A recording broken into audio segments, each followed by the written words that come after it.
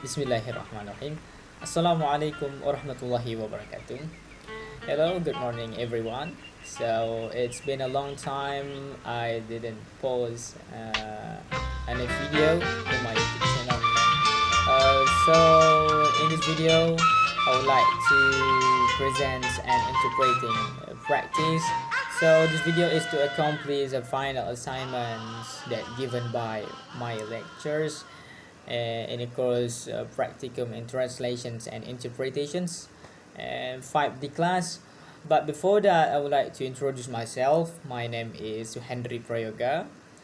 I'm from 4D class English Education Department in State Islamic University of Sultan Syarif Qasim Riau. Okay, I think that's all for my introductions. This is an interpreting video, and overall, please enjoy the video.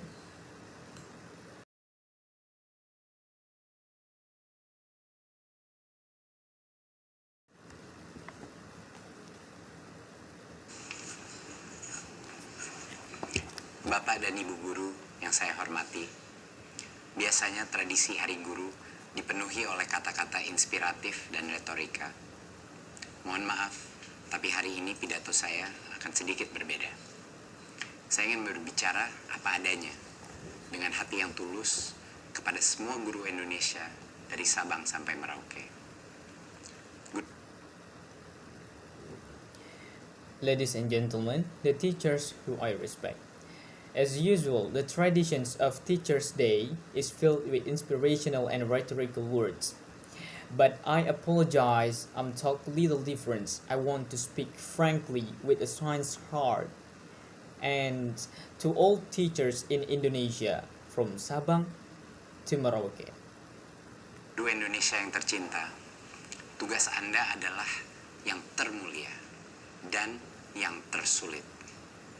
Anda ditugaskan untuk membentuk masa depan bangsa, tetapi lebih sering diberikan aturan daripada pertolongan. Anda ingin membantu murid yang tertinggal di kelas, tapi waktu Anda habis mengerjakan tugas administratif tanpa manfaat yang jelas. Dear Indonesian teachers, your task is both the noblest and the most difficult. Your task is with shaping the future of the nations. But more often that, you are given rules than help. You want to help students who are falling behind in class, but your time wasting by administrative tasks with no apparent benefits. Anda tahu betul potensi anak tidak bisa diukur dari hasil ujian, tapi terpaksa mengejar angka karena didesak berbagai pemangku kepentingan. Anda ingin mengajak murid keluar kelas untuk belajar dari dunia sekitarnya, tapi kurikulum yang begitu padat menutup pintu petualangan. Anda frustrasi karena Anda tahu di dunia yang nyata, kemampuan berkarya dan berkolaborasi yang akan menentukan kesuksesan anak, bukan kemampuan menghafal. Anda tahu setiap anak punya kebutuhan yang berbeda, namun keseragaman telah mengalahkan keberagaman sebagai prinsip dasar birokrasi. Anda ingin setiap murid terinspirasi, tapi Anda tidak diberikan kepercayaan untuk berinovasi.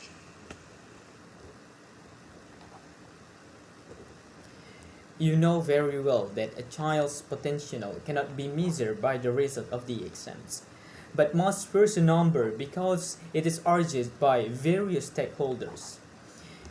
You want to invite your class to learn from the world around you, but the hectic curriculum closed the door to an adventure.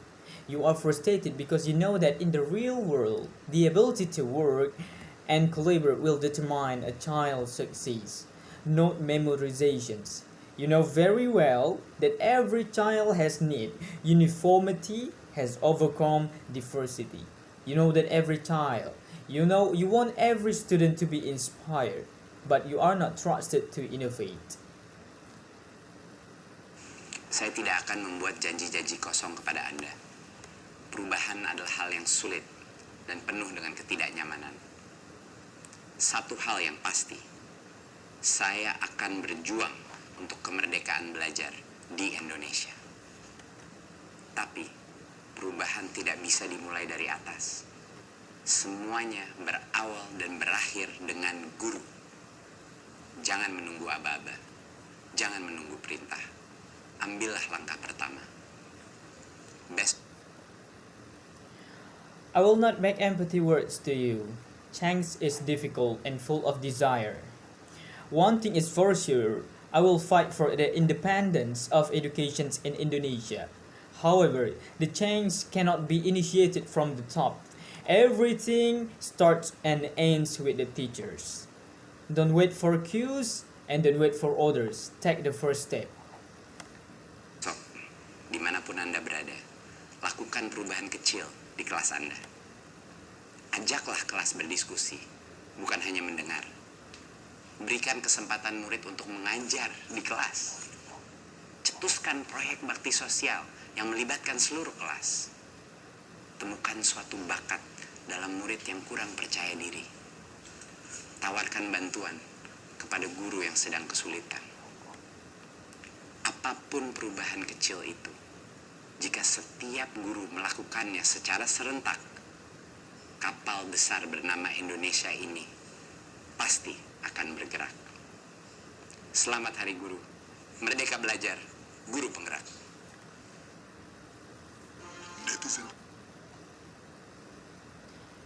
Tomorrow, wherever you are, make a small change to your classroom. Take a training class, not just lessons. Provide opportunity for students to teach in class. Initiate a social service project involving the whole class. Find talent in a student who lacks confidence. Offer help to teachers who are having hard times. Whatever the small change, if every teacher is done simultaneously, this big shift called Indonesia will definitely move. Happy Teachers Day.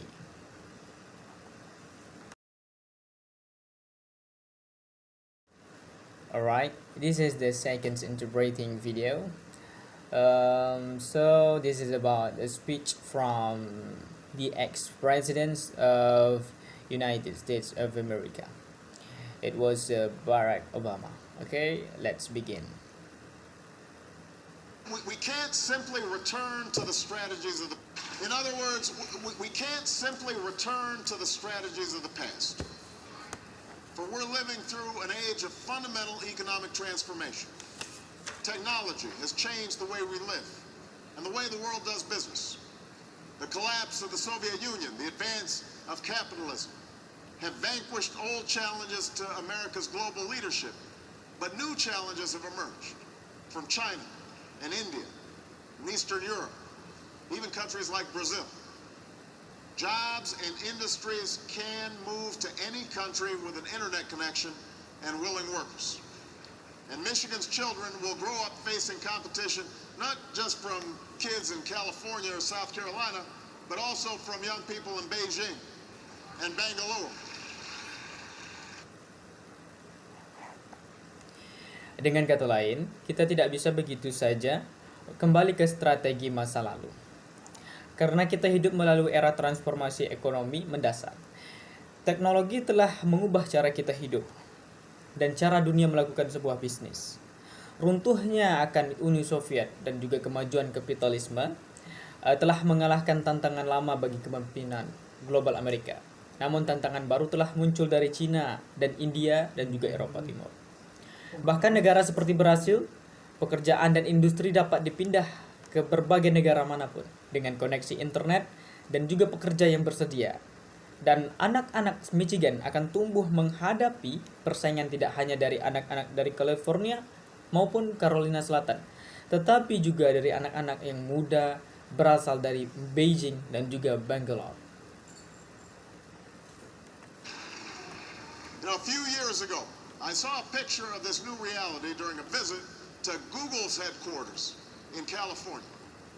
Towards the end of the tour, I was brought into a room where there was a three-dimensional image of the Earth that rotated on a large flat panel monitor. And across this image, there were countless lights in different colors all around this globe. And I asked what those lights signified, and a young engineer explained that the lights represented all of the internet searches taking place all around the world. Each color represented a different language. And the image was Beberapa tahun yang lalu, saya melihat sebuah gambaran realitas baru ini saat berkunjung ke kantor pusat Google di California. Menjelang akhir tur, saya dibawa ke sebuah ruangan di mana ada gambar 3 dimensi bumi yang berputar di monitor datar dan besar. Dan juga dari data tersebut, di seberang gambar ini ada banyak sekali cahaya. Cahaya dengan warna yang berbeda di seluruh dunia ini, di seluruh globe itu. Dan saya bertanya, apa arti lampu itu dan seorang insinyur muda menjelaskan bahwa lampu tersebut mewakili semua pencarian internet yang terjadi di seluruh dunia. Setiap warna mewakili bahasa yang berbeda. mesmerizing. A picture of a world where old boundaries are disappearing. A world where communication, connection, and competition can come from anywhere. Now, there are some who believe that we must try to turn back the clock on this new world. That the only chance to maintain our living standard is to build a fortress around America, to stop trading with other countries, to shut down immigration, rely on old industries. I disagree. Dan gambar itu mempesona. Gambar di mana dunia, batas-batas lama menghilang. Dunia di mana komunikasi, koneksi, dan persaingan bisa datang dari mana saja. Sekarang ada beberapa yang percaya bahwa kita harus mencoba memutar kembali waktu di dunia ini, dunia baru ini.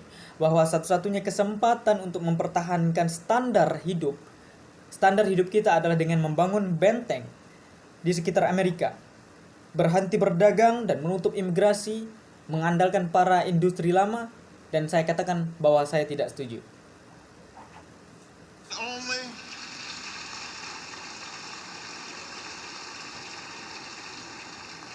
Not only is it impossible to turn back the tide of globalization, but efforts to do so can actually make us worse off. So rather than fear the future, we have to embrace it. I have no doubt that America can compete and succeed in the 21st century. Bukan saja tidak mungkin untuk mengembalikan arus globalisasi, melainkan sebuah upaya untuk melakukannya sebenarnya bisa membuat kita semakin terpuruk. Jadi daripada takut akan masa depan, kita harus merangkulnya. Saya tidak ragu bahwa Amerika dapat bersaing dan berhasil pada abad ke-24.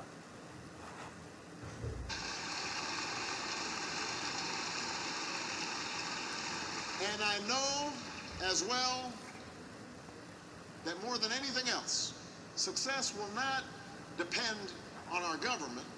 It will depend on the dynamism and determination and innovation of the American people. We have the best workers on earth here in Flint and here in Michigan.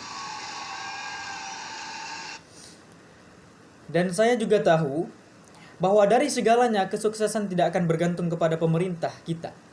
Itu akan bergantung kepada sebuah dinamisme dan tekad serta inovasi rakyat Amerika.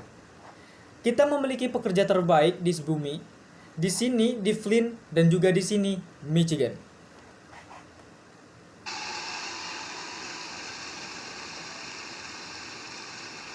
We work harder and we work better. Here in Flint, it was the private sector and American workers that helped turn lumber into the wagons that sent this country west. It was the American worker that built the tanks that faced down fascism and that turned out the automobiles that were the cornerstone of America's manufacturing boom.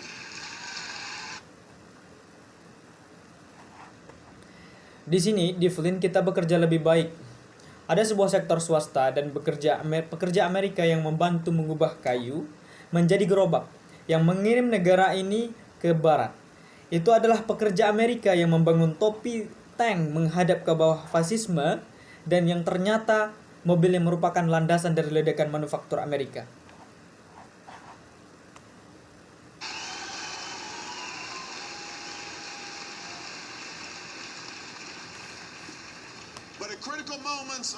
mission like this one, success has also depended on national leadership, political leadership, that moved the country forward with confidence and a common purpose. That's what our founding fathers did after winning independence, when they tied together the economies of the 13 states and created the American market. That's what Lincoln did right in the middle of the Civil War. He pushed for a transcontinental railroad. He incorporated our National Academy of Sciences. He passed the Homestead Act. He created our system of land-grant colleges. That's what FDR did in confront.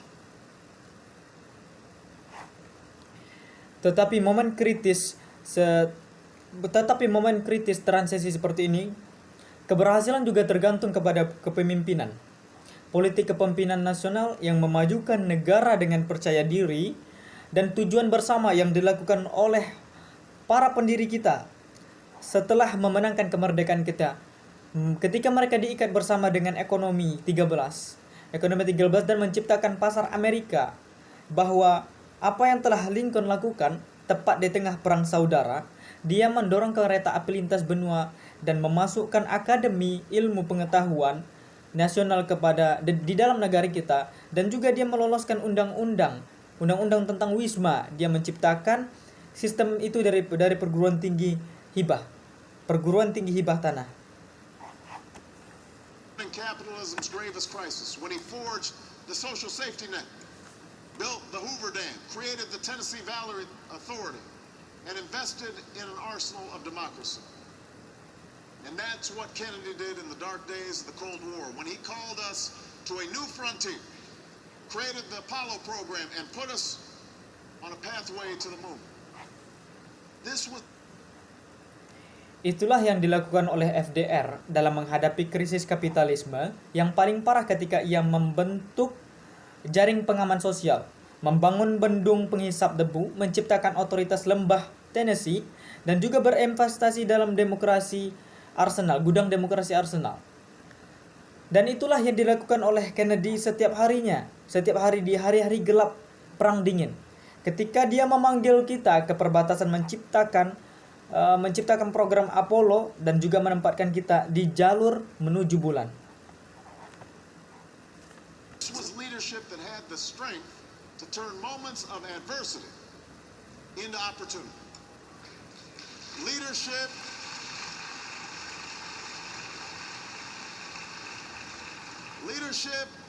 that had the wisdom to see a little further down the road and around that next corner. Leadership that had the courage to challenge conventional thinking and worn ideas so that we could reinvent our economy to seize the future.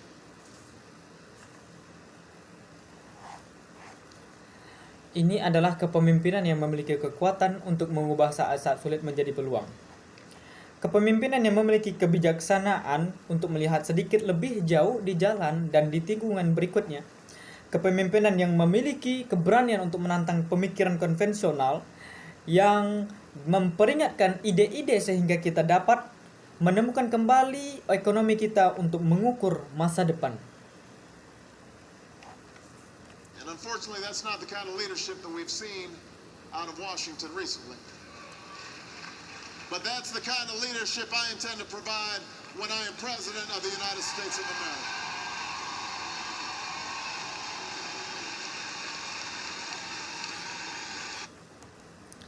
Sayangnya itu bukan jenis kepemimpinan yang telah kita lihat di Washington baru-baru ini. Melainkan itu adalah jenis kepemimpinan yang ingin saya berikan ketika saya menjabat menjadi Presiden Amerika Serikat.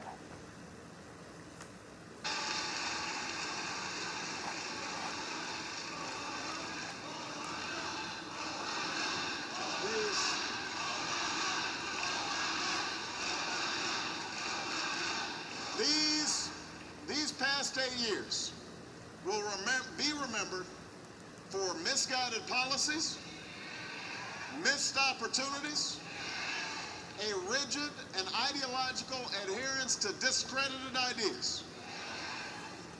Almost a decade into this century, we still have no real strategy to compete in a global economy.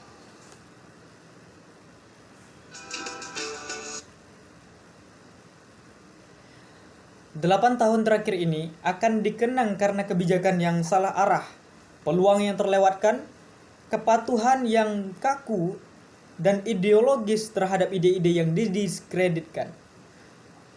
Hampir satu dekade memasuki abad ini, kita masih belum memiliki strategi nyata untuk bersaing dalam ekonomi global.